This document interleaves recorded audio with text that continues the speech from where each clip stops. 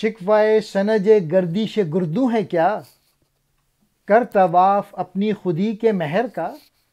از مقام شوق سے آگاہ ہو، ذرہ ہے صیاد مہر و ماہ ہو، عالم موجود کا اندازہ کر، دہر میں خود کو بلند آویزہ کر، نقش وحدت برگو ساز کائنات، ہے اسی کے دم سے تقدیر حیات، چھوڑ دے یہ رنگ و بو ہائے کہن، چھوڑ ذوق آرزو ہائے کہن،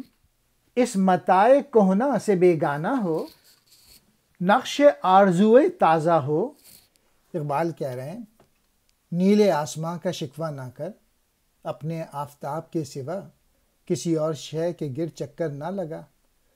یعنی تقدیر کے شکوے نہ کر بلکہ جد و جہد، عمل، اسٹرگل، جستجو سے کام لے، جس سے تیری تقدیر سنورتی چلی جائے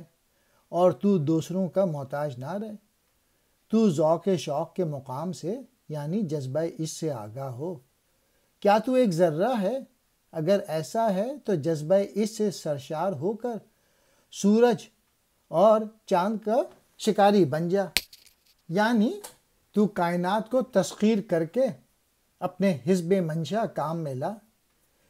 اس مادی دنیا کا جائزہ لے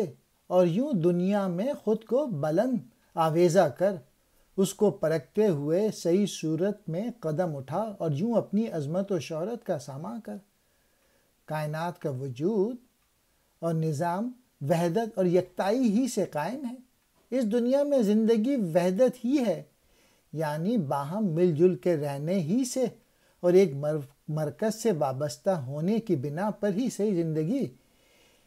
بنتی ہے۔ پرانے رنگ و بو کو چھوڑ دے، آگے نکل جا، پرانی فرسودہ روایتیں، آرزوؤں سے خود کو آزاد کر، یعنی بے عملی اور دوسروں کی محتاجی کے حامل پرانے نظریات و افکار